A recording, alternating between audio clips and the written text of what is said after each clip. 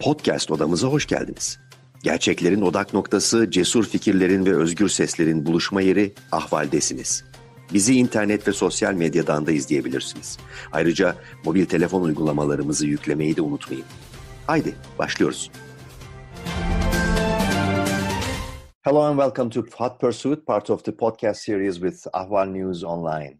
With me, our guest is Dr. Yahya Madra, teaching at Drew University as assistant professor.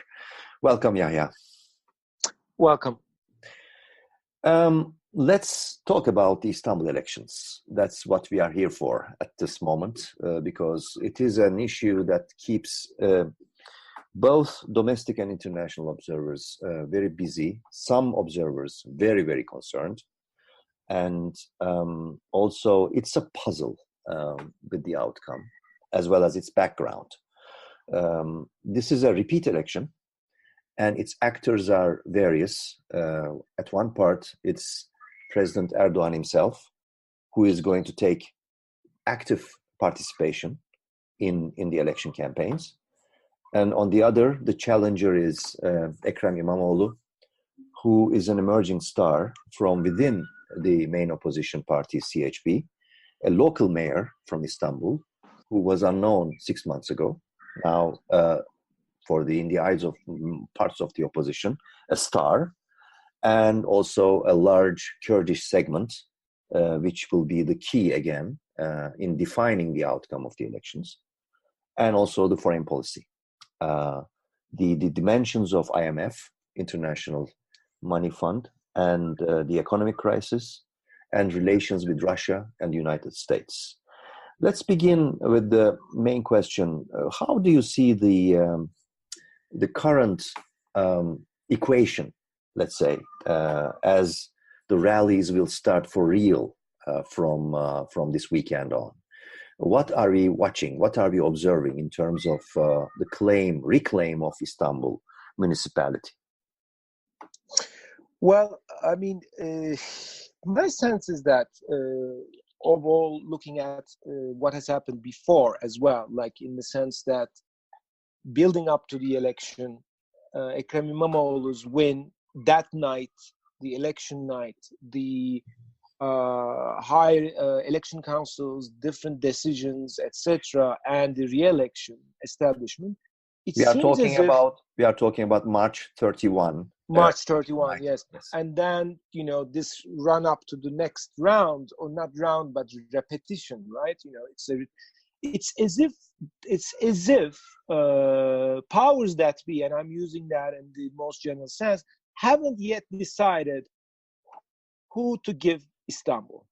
In the following sense, the votes are really 50-50, like 46, 47, 47, 48, in that level.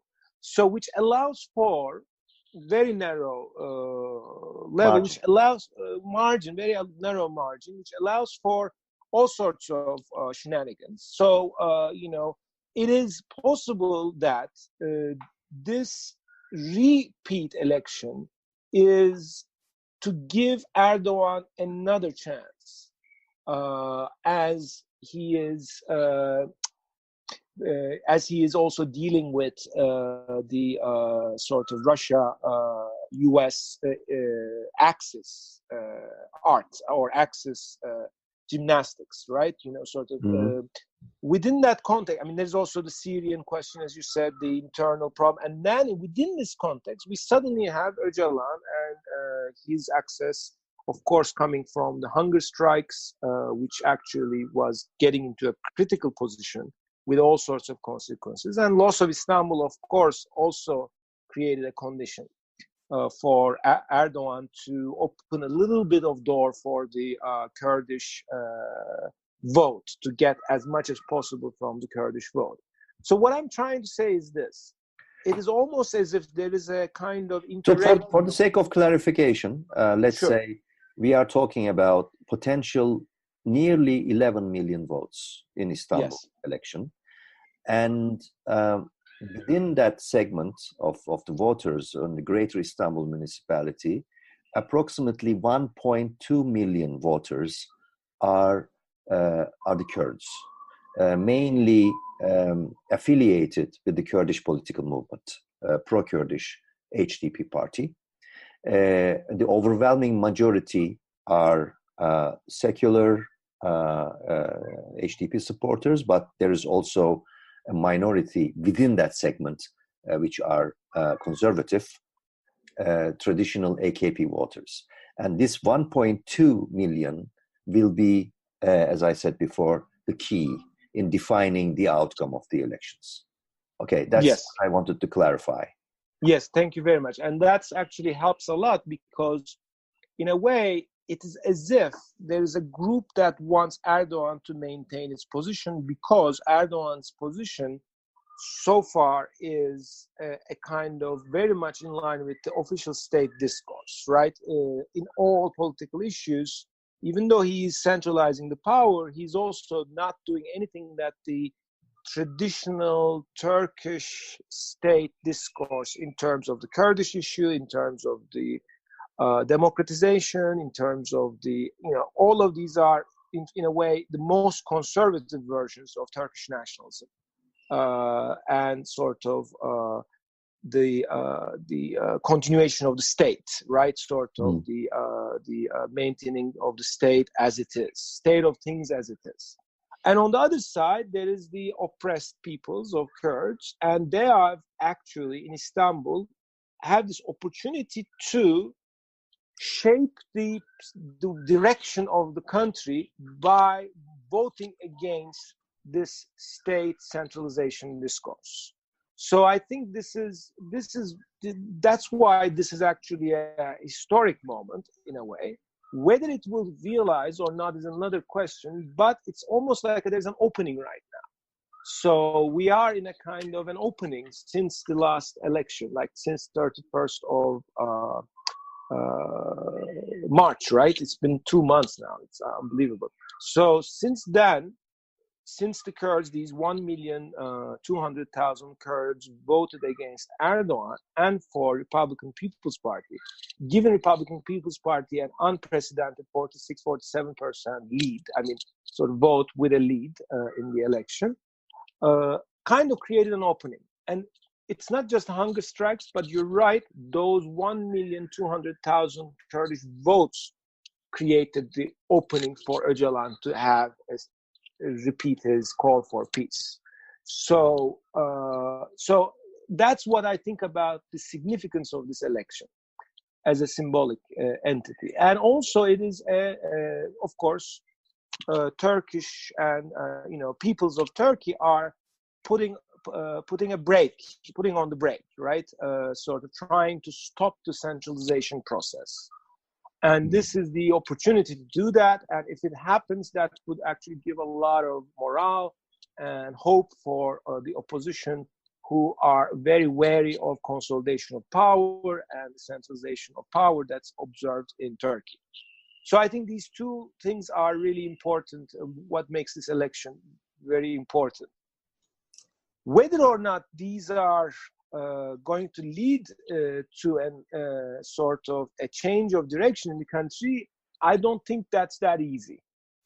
This may actually notch Erdogan a little down, but he still has the 45% of the votes of Turkey, and in fact he may end up having 51% again in the national election. I'm not so sure how that polls are happening, but so he will remain in power. But the question is, what sort of power and what will happen after the election if he loses Istanbul, right? That will open up different scenarios in front of us.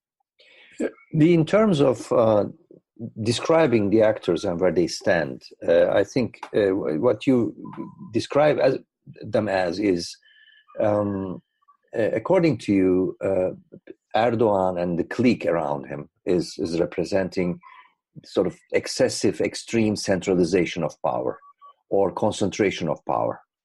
And yes. Whereas İmamoğlu and those who support him represent normalization, what you call normalization. Yes, and I would include some Kurds and sort of people of various sort of identities, let's say like Alevis or whatnot, they represent the desire for democratization. Can you elaborate this a little bit on this one? Of course. I mean, the centralization is very clear, of course. Economic centralization, right? There is that with the central bank and the wealth fund and all that are now under control of Erdogan. He controls the defense industry policies. Everything is Erdogan's control. Even all the municipality budgets are right now in Erdogan's control. So there's a lot of centralization that Ekrem İmamoğlu will have to fight if he ever gets to become a mayor of Istanbul. Ekrem İmamoğlu, Republican People's Party, and maybe within AKP, within Erdogan's party, Abdullah Gül and Ali Babacan represent normalization. That is, to go back to the Dervish years, 2002, like the early years of AKP. You know, İmamoğlu. With the Dervish years, for our listeners, let's clarify. It's what you mean is the policies imposed or implemented by or proposed by Kemal Dervish, who then coming from World Bank at that time, and becoming in the end of the 1990s, with the big crisis. Yes, exactly. That was a very big crisis, economic crisis in the 1990s, and Ecevit, then prime minister of a coalition government, had to invite Dervish as the minister of finance and economics, where Kemal Dervish introduced a very rigorous restructuring of the banking system, as well as also the institutions, such as the central bank and the banking, financial markets. Structural reforms, institutional reforms, where many of the institutions became independent boards. So those are kind of insulated from the government control, and therefore fit into the financial architecture of global neoliberal system. So that's why also a lot of funds flew in to Turkey throughout the next 2 decades after 2002. Yes. So İmamoğlu and maybe some sectors within Erdogan's party desire to go back to that time. But the world is not in that point anymore. So that's the main problem with that normalization discourse. Of course, it's much better in terms of certain democratizations around the corner here and there, but it's not necessarily a kind of a radical new vision. Whereas, as you said, the People's Democratic Party and also the Kurdish movement in general, by virtue of their oppressed position, they want to question the overall structure of the social consensus or social contract in Turkey. In a way, they want a much more pluralist structure, which is not necessarily fully in agenda of neither Abdullah Gül nor Ekrem İmamoğlu, the normalization perspective. Normalization perspective may never go to the extent, may reverse the process of centralization, but they never go to the extent of really questioning the social contract in Turkey and making it a pluralist and democratic structure. And by that I mean, for instance, thinking about multiple languages that is existing in Turkey and sort of giving them sort of right to be taught and used, just what we read the other day, that they pulled down the signs in Kurdish municipalities where the both in Turkish and Kurdish are used, right? So that type of structure requires a much deeper questioning of the social contract in Turkey. So that democratization position actually wants that. And I'm not so sure İmamoğlu is yet there yet. I mean, he's much more worried about winning the election, right? So keeping the coalition together. Do you think any social the contract, any sort of minimally defined constitution, adoption of constitution is possible in the near future, in considerable time? Well, not near future, but since the current constitution is in shambles, and there is nowhere to go. It's in a major crisis of republic we're observing. I think the only way out of this is that actually it will create the conditions of possibility for actually a radical rehaul. And that radical rehaul is not going to be more fascist than this, right? It has to be towards the other direction, because we're already quite at the other end right now, sort of. More than this, I don't know what will Turkey become, right? Sort of. And it is possible that it will get worse. But one form or another, a radical rehaul is going to be necessary, and that will require everyone to be on board to that, and that will only be a pluralist one. So it may become an inevitability. I mean, that's maybe very hopeful, but not in the short term, but in a kind of more medium term, I'm thinking. What about the rift between the United States and Turkey now developing and escalating to unbearable tension about the S-400 missiles, of Russian missiles, and vis-a-vis F-35s, and also jeopardizing the affiliation of or membership of Turkey to NATO? Can we see this in the context of Istanbul elections as well? Well, definitely that it has been the one thing that Erdogan is trying to do is to postpone the decision on this after the election. So we know that he doesn't want to make a decision or make an act before the election. Why? Because the act he's going to do is probably going to not save his face, which is to give up on S-400. I think it's inevitable that Turkey has to give up on S-400. That will not liberate Turkey from Russia.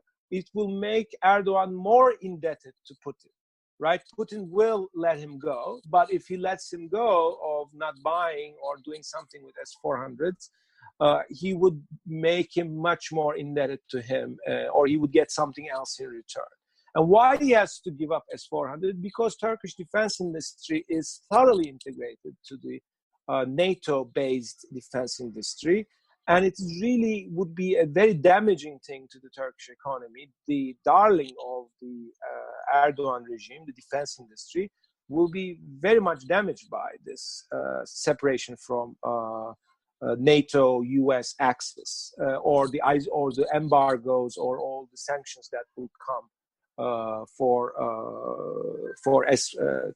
choosing S-400. I know there are several reasons why they want S-400s, but ultimately I think there's a strong economic reason why it won't happen. It's just that it will have to wait after the election. So that would be the one main context. And as a sign of goodwill, they released that American citizen NASA scientist from prison, and no one even talked about it. I mean, we just briefly noticed that, right? That guy has been in prison for the last 2 years, if I'm not mistaken. So that was a goodwill sign, saying that, okay, we will sort of toe the line. But in the end, that would make Turkey even more indebted to Russia and Erdogan to Putin, which will mean that this axis politics is going to continue. It just won't be S-400, F-35 is not going to be the end of axis politics. There's no way. It's not that easy to get out of this type of axis politics, I think. Mm-hmm. Back to Ekrem İmamoğlu. He's very busy and very active, way beyond Istanbul's boundaries. He's been organizing rallies, as we saw in Eid al-Fitr holidays in Ordu, Giresun, Black Sea cities where he belongs, where he's from. How do you see his performance in general leading up to the elections in Istanbul? Of course, he's doing a great job overall, and it's a very difficult job. He's under attack constantly. He's playing very open, which means that he's exposing himself to those incidences which we observed a couple of days ago, maybe a week ago, when he had this altercation with a shop owner about a sort of a fake news that the shop owner insisted on not wanting to learn about the truth. So that also was an emblematic situation where he wanted to show the truth to the shop owner, yet the shop owner said, I don't care what the truth is, I know what you are, which is kind of the split in Turkish societies emblematically kind of was there. He, at that moment, lost his nerve. I mean, let's admit that. There's no reason not to admit that. And it's a part of his desire, perhaps, to speak to everyone. But in a society as divided as Turkey and Istanbul, it's really difficult. Of course, going out into Karadeniz region, Black Sea region, and doing these sort of meetings and demonstrations and sort of speeches, in public speeches, actually very meaningful. It makes sense. I mean, that's sort of how Istanbul is. Istanbul is a microcosm of Turkey. And then the day after, Binali Yıldırım went to Diyarbakır and said Kurdistan as if it's so easy to say it. I mean, he can say it and no one would do anything. But if any Kurdish politicians say publicly Kurdistan, they'll be immediately indicted one way or another. So for using that word, we saw that it happens. So I think, in a way, going forward, we will see probably a much more self-confident and aggressive İmamoğlu, and then Binali Yıldırım that's making more mistakes. Because it's not coming from a genuine place. Whereas İmamoğlu obviously has the momentum behind him, and therefore whatever he's doing, it's coming from a genuine place. Whether or not that's sort of enough, in my opinion, is a different issue. But in and of itself, it's actually quite a performance. And I think Republican People's Party's party organization has been quite active. And Canan Kaftanoğlu apparently has been quite on top of it. And as the party organization leader and the election process, that's why everyone is attacking her on the Erdogan side, right? If someone is getting attacked, that person must be doing something right in the name of opposition, in my opinion. And finally, of course, the huge, immense systemic crisis of Turkey and economic crisis in the country will not evaporate after the day after the elections. Everyone, I think, is involved. Everyone involved is aware of that. What sort of scenario is most likely, in your opinion, after the elections, after the Istanbul elections, given the fact that economic crisis is beyond control, more or less, and there's a lot of talk about IMF, and what will the economic actors do, and how do you think IMF will approach this situation if approached itself? Of course. So one thing is that if Erdogan loses the election, Erdogan is not losing power. I mean, obviously, he will remain in power, and which means that what it means that he might be sort of he will have to do two things. One, solve the F-35 S-400 matter. If he wins the election, he will still have to solve these two, like IMF and the S-400 matters has to be dealt with after the election. If he wins the election, he may have a sort of easier time relinquishing both S-400 insistence and going to IMF. If he loses the election, symbolically he may have less easy time, but he will still have to do those, I think. But the problem is that,